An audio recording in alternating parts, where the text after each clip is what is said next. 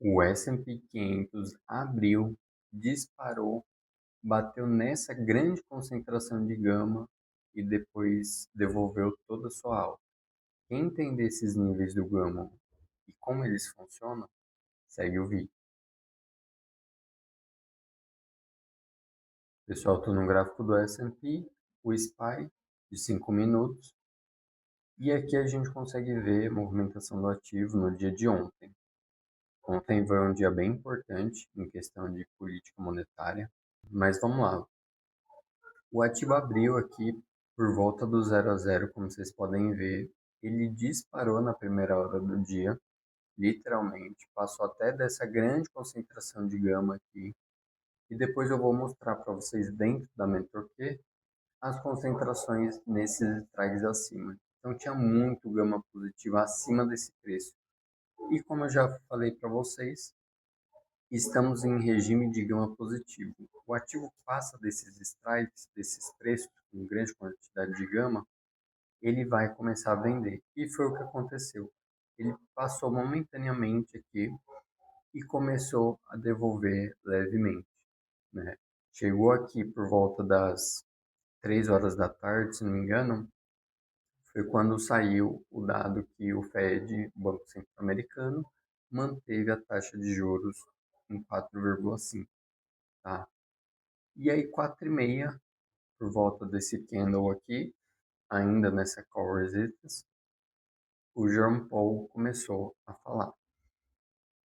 E ele deixou bem claro que eles não têm intenção nenhuma de cortar na próxima reunião, eles vão esperar os efeitos das tarifas, talvez em setembro corte, né? O mercado precifica um primeiro corte em setembro, mas ele falou que vai ver os dados até lá e com certeza não vai cortar no mês que vem, tá? Mas o mercado segurou até que bem, na minha visão, e como vocês podem ver, o ativo chegou a fechar na mínima aqui do dia, né, por volta dos 597, e ele foi buscar essa outra concentração de gama, que era uma concentração de gama neutra, vamos colocar assim, um ponto de equilíbrio do gama. Então ele bateu uma vez, duas vezes, três vezes, quatro vezes aqui praticamente, e finalizou logo acima desse preço. O QQQ é bem parecido. Abriu, disparou, foi buscar no caso do QQQ o ponto de equilíbrio do QQQ, e aí começou a voltar. Ficou consolidado por volta dessa concentração de gama, nos $530. E aí saiu o dado, o Jean Paul começou a falar, deu uma derretida e no final do dia o ativo conseguiu voltar um pouco mais longe da mínima do dia aqui. Se não me engano, o QQQ finalizou um pouco melhor porque no final das falas lá, das perguntas dos repórteres, uma última pergunta para ele foi sobre inteligência artificial.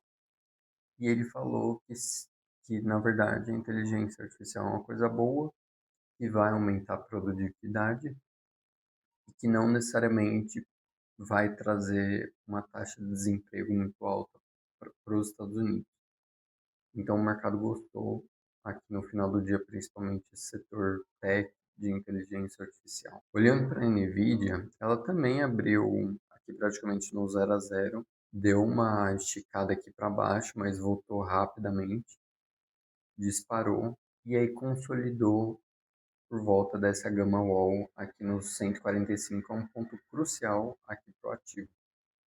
E foi, consolidou, o Jerome Powell começou a falar, aí o ativo estava caindo, como vocês podem ver, e no finalzinho do dia, aqui na última hora do dia, foi quando ele falou aquilo sobre inteligência artificial, e foi uma fala positiva, diferente do discurso dele em relação à taxa de juros. O ativo disparou aqui, fechou na máxima do dia, como vocês podem ver. Por último, olhando para a Tesla também disparou aqui no começo do dia, foi fazer seu pico por volta das 1 da tarde, devolveu um pouco, depois consolidou aqui o resto do dia.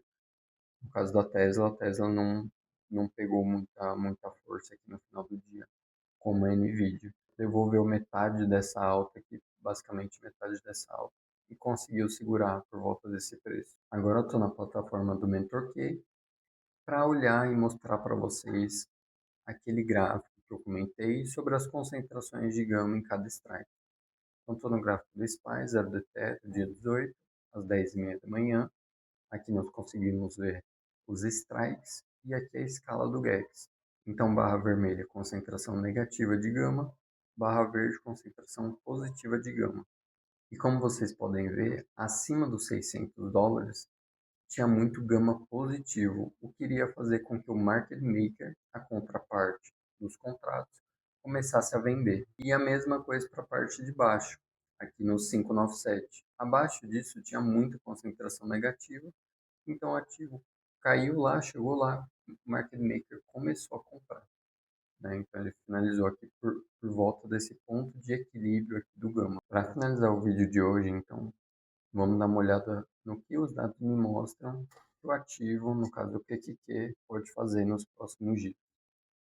Bom, a condição do gama ainda continua positiva, que quer dizer estabilização de preço pelo market maker. Se o ativo sobe, e como eu mostrei para vocês, e tem uma grande concentração positiva de gama, o market maker vai vender o ativo.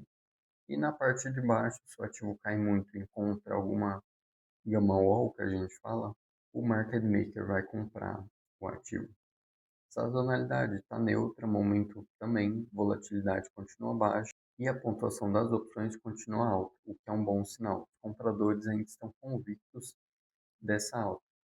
Olhando para as próximas expirações, que no caso, hoje o mercado está fechado, dia 19, então amanhã não vai ter vídeo, porque hoje não vai ter mercado, o mercado não vai abrir, mas o último dia da semana é dia 20 e é o PEX.